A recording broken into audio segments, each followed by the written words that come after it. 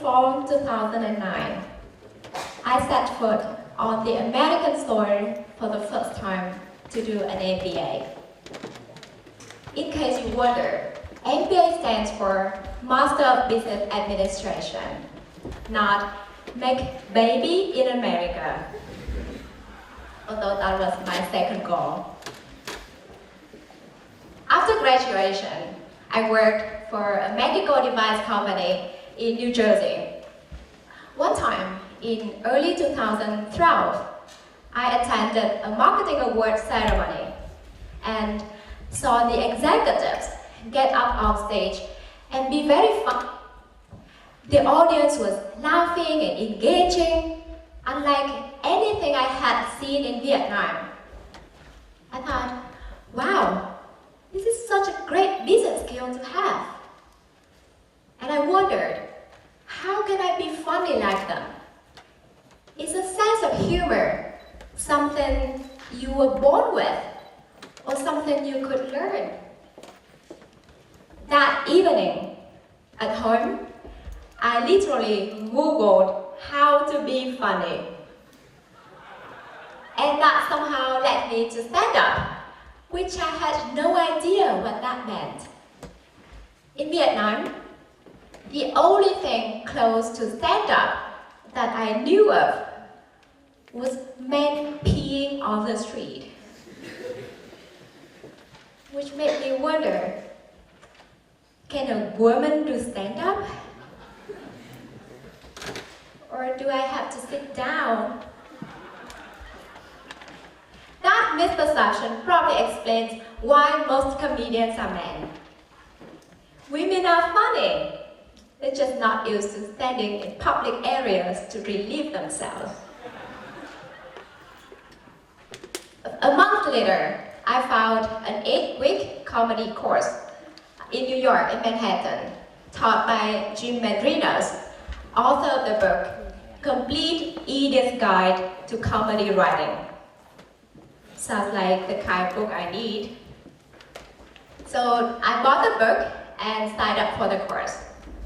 I happen to live not too far away from Manhattan, only 4 hours drive back and forth, so it worked out.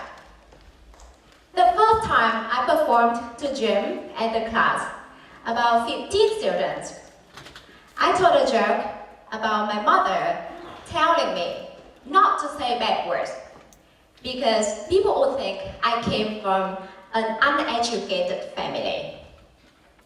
I thought the joke was awesome, but none of my classmates got it.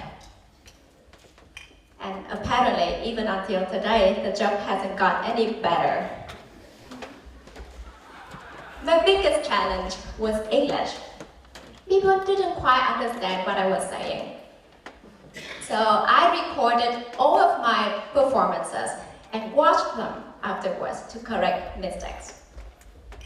I keep those first videos very carefully because if anyone happens to see them, I would have to murder that person.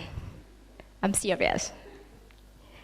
I use Google Translate to read my materials out loud and imitate its robot voice to improve my pronunciation. My second challenge was how to find ideas for new jokes. Following Jim's instruction, I developed a habit of making notes on funny things in my everyday life. And I noticed that I became funnier since I started paying attention to funny things around me. And the thing about writing notes is you have to be specific on what you find funny. For example, if you write bird, later on you come back to the note and you're gonna say, why on earth is bird funny? A third challenge was being in front of the audience. With a business background, I was familiar with public speaking. But telling jokes in a ballroom under the stage light to a bunch of strangers was a different story. What Jim taught me that I found so helpful was that if the audience doesn't like you, screw them. By the way, that doesn't apply to you, audience. Jim said, whatever you do, there are always people who love you and who hate you, even if you're Oprah. For new comics, every time you're on stage, you have to set a goal for yourself, do what you need to do, learn, and move on. I found I have learned that it's so true. A comic is like a product. You can't please everyone. I love my audience, but I learned to listen to myself better. And that helps me in comedy, but also in real life. I became more comfortable with who I am in my own skin and careless about what other people think of me, and to focus my energy on things that serve me better. So I graduated from the comedy course, and 5 months later, in late 2012, I moved back to Hanoi when I thought I was done with comedy. There was no such thing as stand-up in Vietnam to my knowledge. Only the other form of stand-up, which only men can do. So I accepted that I was done. But then I felt I became kind of boring. I missed being funny. I missed the moments I was making people laugh. So I started searching and asking around to see if there was any stand-up activity in Vietnam. A few months later, I found a bar that had hosted a stand-up show once with some comics from Hong Kong. And I kept coming back to the bar and kept asking them about the next show until such a show came to life when the bar manager was reckless enough to give me 5 minutes on stage. Through that show, I met some wannabe local comics, and together we founded the Hanoi Comedy Collective. To date, I've performed in New York, New Jersey, Hanoi, Minneapolis, Hong Kong, Ho Chi Minh City, Bangkok, to audiences from 2, me and myself in the mirror, to 300 people. And comedy has opened a new world to me, beyond any limits I had ever imagined. Comedy allows me to use a humor lens to look at the world and to digest unpleasant things.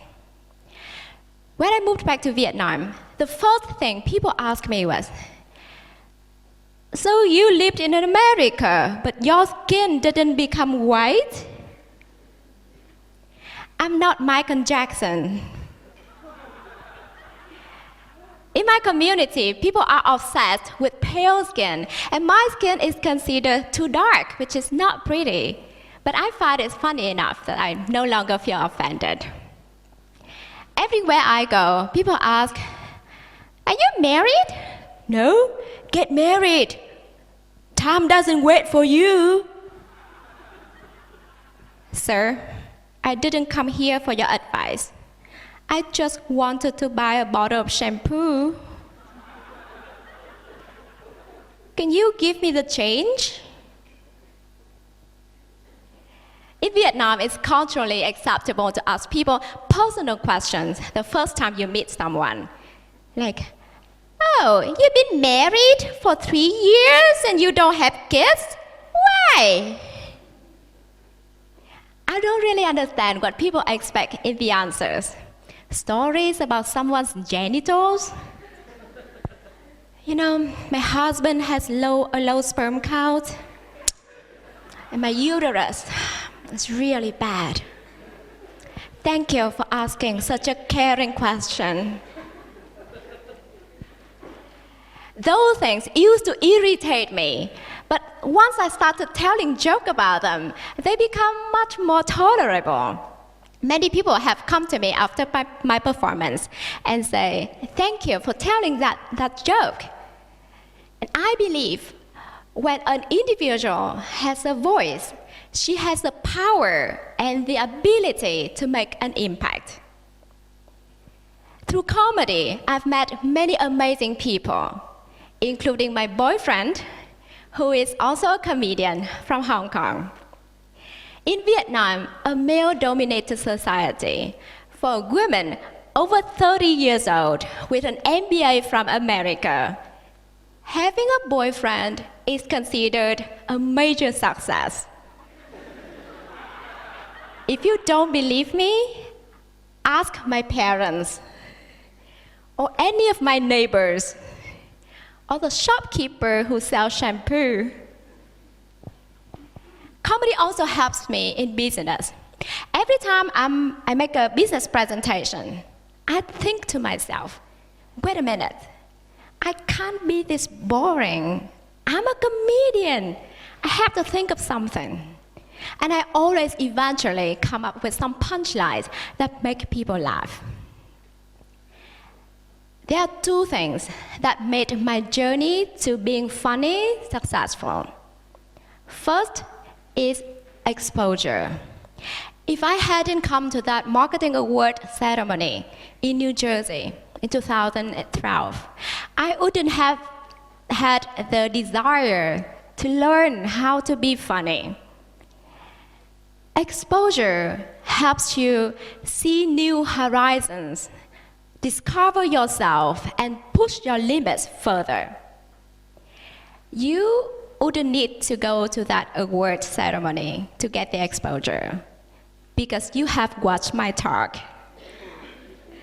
And now there is even a group of comedians in Hanoi, the Hanoi Comedy Collective, which you always welcome to join.